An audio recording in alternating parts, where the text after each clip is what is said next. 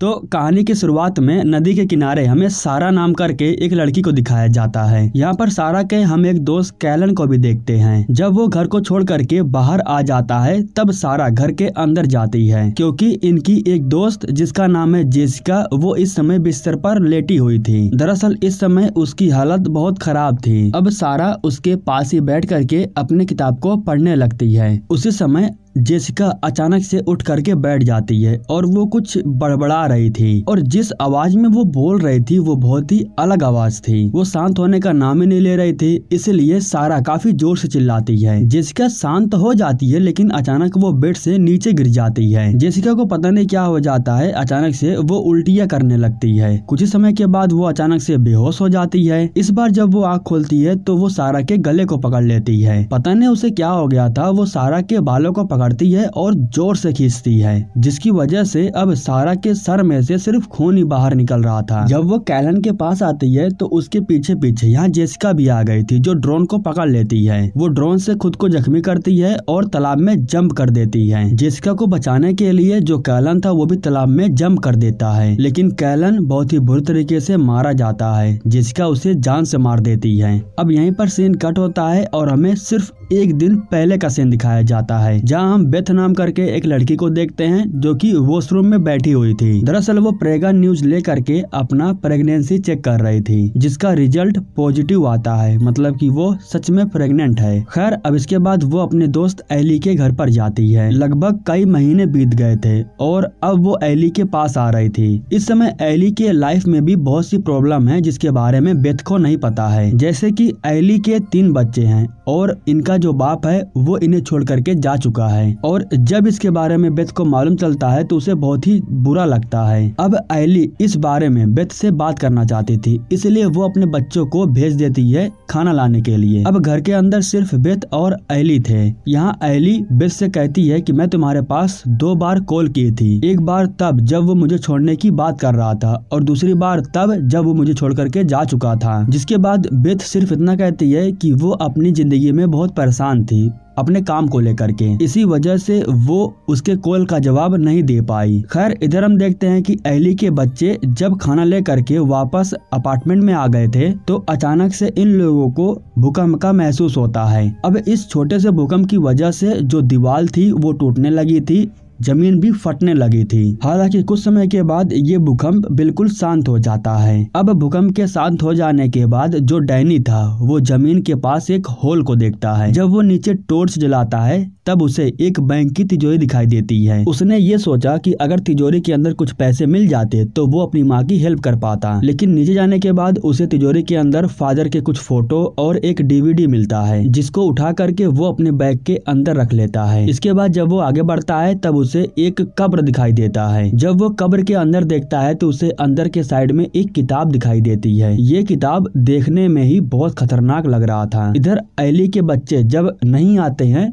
तो उसे बहुत टेंशन होने लगती है, क्योंकि समय बहुत ज्यादा हो गया था। पड़ोसी की हेल्प ले करके वो अपने बच्चों को ढूंढने के लिए जा रही थी, लेकिन उसी समय उसके जो बच्चे थे वो यहाँ पर आ जाते हैं। वैसे माँ से मिलने के बाद डैनी ने जो कुछ भी देखा इसके बारे में वो अपनी माँ से जिक्र नहीं करता है, बल्कि वो किताब को लेकर के अपने कमरे में आ जाता है और इस किताब के बारे में अपनी बहन रिचर्ड को बताता है। अब ये लोग एंटरटेनमेंट पर्पस के लिए बस इस किताब को खोल करके उसके अंदर है क्या ये देखने लगते हैं, लेकिन जब रिचर्ड अंदर की फोटोज को देखती है ना तो वो बहुत डर जाती है। वो फौरन किताब को बंद कर देती है। वो अपने भाई से भी कहती है कि दोबारा इस किताब को मत खोलना, कुछ बुरा हो सकता है। यह कहने के बाद वो यहाँ से अपने कमरे में चली जाती है। डैनी अपनी बहन की बात नहीं मानता है। वो किताब के साथ साथ DVD को भी लगा करके उसके अंदर की रिकॉर्डिंग सुनने लगता है। जब वो DVD को लगाता है तो उसके अंदर जो रिकॉर्डिंग थी वो एक फादर की रिकॉर्डिंग थी जो कुछ पढ़ रहे थे। पहले रिकॉर्डिंग को सुन लेने के बाद अब डैनी दूसरे रिकॉर्डिंग को उठाता है और उसे सुनने लगता है, लेकिन इस बार डैनी जब रिकॉर्डिंग को लगाता है तो इसमें फादर कुछ मंत्र पढ़ रहे थे।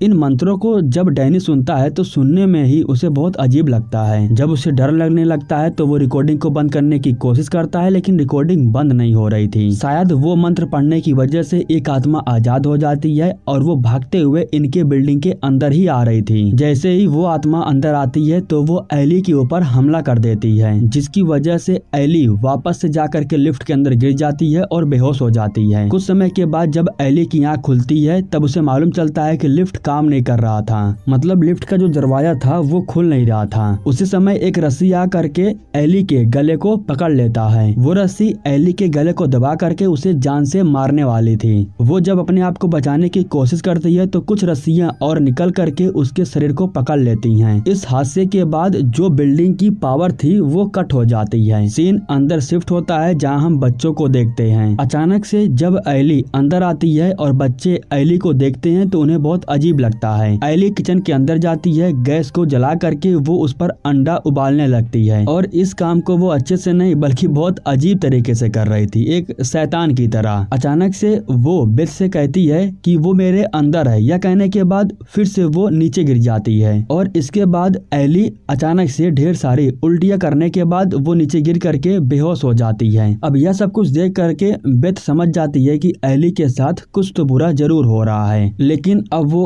क्या है वो बेथ को नहीं पता था। ये लोग एली को लेकर के हॉस्पिटल जाना चाहते थे, लेकिन लिफ्ट और सीढ़ियां दोनों ही खराब हो गई थी। नीचे जाने का कोई रास्ता नहीं था, इसीलिए ये लोग एली को ला करके पड़ोसी के घर में सुला देते हैं। एली सांस लेना बंद कर चुकी थी, इसलिए इन लोगों को लग रहा था कि शायद वो मर चुकी है। लेकिन जब ये लोग उसकी आंखों को बंद करने की कोशिश कर रहे थे तो उसकी आंखें बंद ही नहीं हो रही थी। अब इन लोगों को लगा कि एली की मौत हो गई है, इसलिए ये लोग भगवान से प्रार्थना करने लगते हैं ताकि उसकी आत्मा को शांति मिले। प्रार्थना करने के बाद बाकी के लोग बाहर चले जाते हैं, लेकिन जो बेथ थी वो अभी भी एली के पास बैठी हुई थी। इस दौरान जो एली थी वो अचानक से उठ करके बैठ जाती है। यह देख करके बेथ बहुत खुश हो जाती है। वो जब एली को टच करती है तब उसे मालूम चलता है कि उसे तेज बुखार है, इसलिए ये लोग उसे ले जा करके टब में डुबाने लगते हैं ताकि उसे आराम मिल सके। लेकिन तभी अचानक उसके अंदर जो आत्मा थी वो उसके ऊपर हावी हो जाती है। वो काफी जोर से चिल्लाती है, जिसकी वजह से लोगों के कान में दर्द होने लगता है और चिल्लाने के कुछ समय के बाद वो फिर से टब में गिर जाती है। इस बार जब वो उठती है तो वो फिर से खतरनाक स्माइल के साथ उठती है और इन लोगों का पीछा करने लगती है। इस समय एली के हाथ में एक कांच का टुकड़ा था और उसी कांच के टुकड़े की मदद से वो बेथ के ऊपर हमला कर देती है, जिसकी वजह से बेथ का जो हाथ था वो बहुत ही बुरी तरीके से जख्मी हो जाता है। उसी समय जैसे ही रिचर्ड बाहर आती है तो एली उसके ऊपर भी हमला कर देती है। एली के हाथ में इस समय एक छोटा सा हथियार था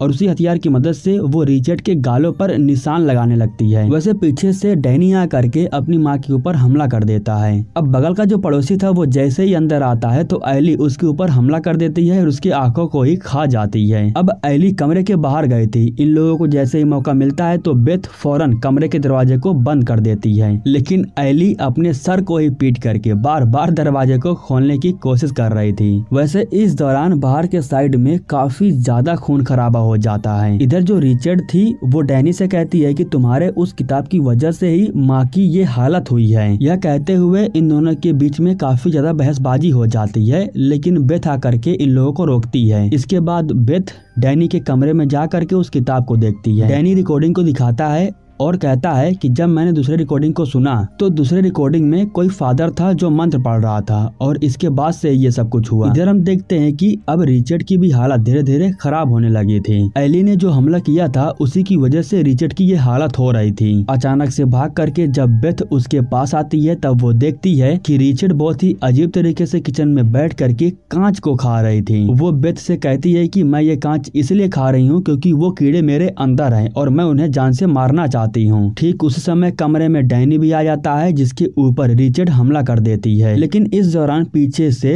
बेथ आकर के रिचर्ड के ऊपर हमला करती है, जिसकी वजह से वो बहुत ही बुरी तरीके से जख्मी हो जाती है और नीचे गिर जाती है। रिचर्ड दोबारा होश में आए उससे पहले ही ये लोग उसे रस्सी से बांध करके बिस्तर पर लिटा देते हैं ताकि वो दोबारा इन लोगों के ऊपर हमला ना करे। इसके बाद बेथ फिर से डैनी के कमरे में चली जाती है उस रिकॉर्डिंग को सुनने के लिए। दरअसल वो रिकॉर्डिंग इसीलिए सुन रही थी क्योंकि उसका मानना था कि इन सबको रोकने के लिए कुछ न कुछ तो उस रिकॉर्डिंग के अंदर जरूर होगा। जिसके बाद वो डैनी और उसकी छोटी बहन को एक कमरे में बंद कर देती है और रिकॉर्डिंग सुनने के लिए डैनी के कमरे में चली जाती है। अब इधर डैनी और नैन्सी ये दोनों एक कमरे में थी और ऊपर के साइड से इन्हें बहुत अजीब आवाज सुनाई दे रहा था। उसी समय जो रिचर्ड थी वो उठ करके आ जाती है और डैनी के ऊपर हमला कर देती है। वो डैनी के ऊपर हमला करने के बाद अपने मुंह से ढेर सारा खून उसके ऊपर गिराने लगती है। इस समय डैनी के पास एक स्प्रे था जिसकी मदद से वो रिचर्ड को जला देता है। डैनी के कमरे में बैठी हुई थी तो उसी समय वेंटिलेशन सिस्टम के जरिए एली भी उसके कमरे में आ जाती है, लेकिन अभी तक इसके बारे में बेथ को नहीं पता था।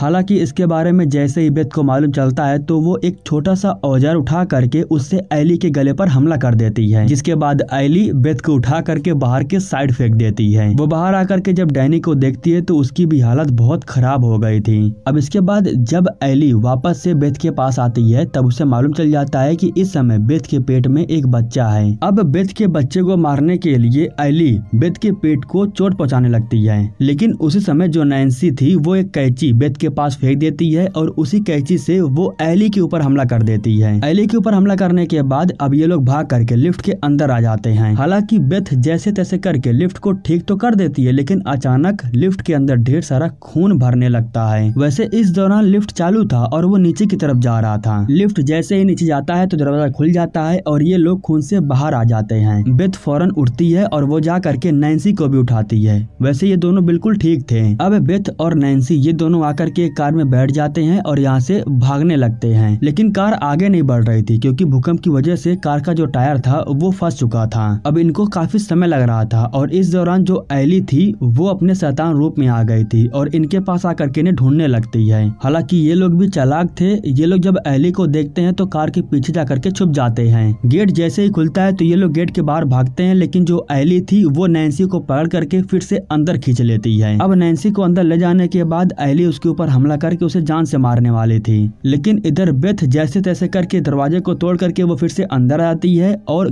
गन से एली को शूट कर देती है। हालांकि इससे एली को कुछ फर्क नहीं पड़ता है, बस उसका ध्यान भटक जाता है। इस दौरान जो बेथ थी वो गलती से नीचे गिर जाती है और उसे चोट आ जाती है। उसी समय पीछे से एली आकर के बेथ को पकड़ लेती है और उसे खींच करके लेके जाने लगती है। दरअसल एली बेथ को कटिंग मशीन में डाल करके उसे जान से मारने वाली थी, लेकिन पीछे से नैन्सी आकर के मशीन को बंद कर देती है, जिसकी वजह से इस बार बेथ की जान बच जाती है। बेथ फौरन जा करके चैन सॉ मशीन को उठाती है और उसे चालू करने के बाद एली के ऊपर हमला कर देती है। इस बार हमला करने के बाद एली हार मान चुकी थी। अब इस बार बेथ एली को उसी कटर मशीन के अंदर डाल देती है, जिसकी वजह से एली के साथ साथ उसके बच्चों के भी मौत हो जाती है जो शैतान बन गए थे। इस तरीके से दोस्तों बेथ और नैन्सी की जान बच जाती है और सिर्फ बिल्डिंग के अंदर यही दो लोग शायद बचे हुए थे। अब कुछ समय के बाद हम इसी बिल्डिंग के अंदर एक लड़की को देखते हैं और ये लड़की कोई और नहीं बल्कि जेसिका है। इस समय उसने अपने दोस्त सारा के पास वीडियो कॉल किया था क्योंकि वो